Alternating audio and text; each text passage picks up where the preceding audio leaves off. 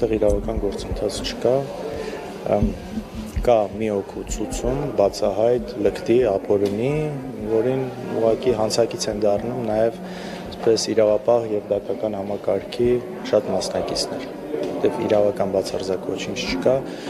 գործը հարուցված է 2018 թվականից, ոչ մի նոր բան չկա այս գործում, ուղղակի կա ցուցում, այսպես թքել կպցնել, ինչ որ բան փորձել ստանալ, բանի հանրային հեռուստատեսության համար ու տարբեր կայքերի համար ռեպորտաժներ ստանալ, որովհետև գործի հիմքում ոչինչ չկա։ Մնացած այո կալանքը եղավ եւ դրանից բացի շատ ուրիշ մարդկանց են կալանավորել, որ դուք պատկերացրեք, օրինակ այդ գործով մի հատ ընտանիք կա, որտեղից 4 անդամի տարել են կալանքի, շատ տարիքով մարդ, իր կինը, 2 աղջիկները, այո, փաստորեն մենակ մարդուն Արամայիս Ворսկանյանին տնային կալանք են տվել, իսկ կնոջը կալանք են տվել եւ 2 աղջիկներին երկամսյա կալանք են տվել, նույնիսկ այն դեպքում, որ աղջիկներից մեկը ամուսին չունի, ունի 3 երեխա, որից 2-ը անչափահաս, ու այս կնոջը տարել են կալանքի։ Գիտեք, ապշում է սուղակի, ոնց կարա, ասենք, նույն քննիչը նման միջնորդությամբ անգամ մտնի դատարան, ու դատարանն էլ լինելով, չգիտեմ, հայ, տղա մարդ, չգիտես ոնց ասես,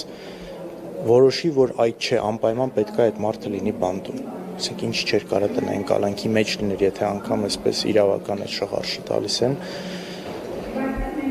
Չգիտեմ, ես օրինակ չգիտեմ այդ երեխեքին ով պետք է պահի։ Պատկերացնում եք, չէ, քուրն էլ է աստորեն կալանքի մեջ, մայրն էլ է կալանքի մեջ, հա։ Հիմա ձեզ կասեն այդքան փող ունեք, կօգնեք այդ մարդկանց։ Ինչ ասենք են երեխեքը մայր չունեն, մենք գնանք այդ երեխեքին մայր, ինչ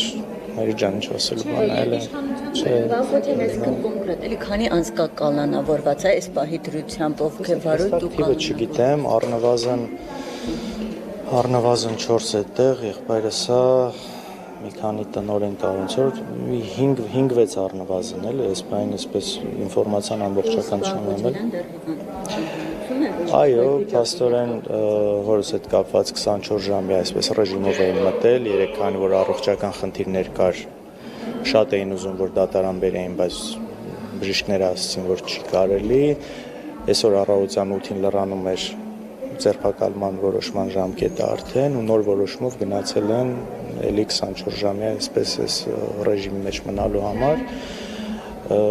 տեսնենք, կարծում եմ Դուք արդեն բոլոր հնարավորությունները նպատակը ամեն գնով դատարան բերելն է լինելու,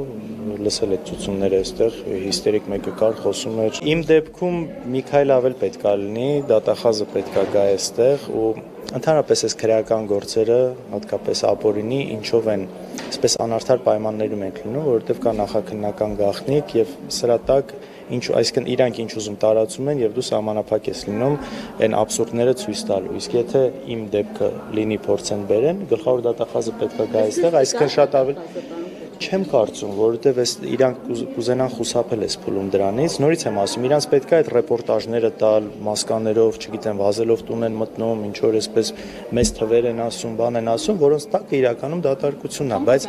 շատերը չեն հասկանում, դա ժողովուրդը նայում է ու շատ էս չի խորանում այս ամեն ինչի մեջ։ Իսկ եթե դատախազը գար այստեղ, մենք արդեն պետք է հարցեր տանք, ինքը ստիպված է լինելու պատասխանել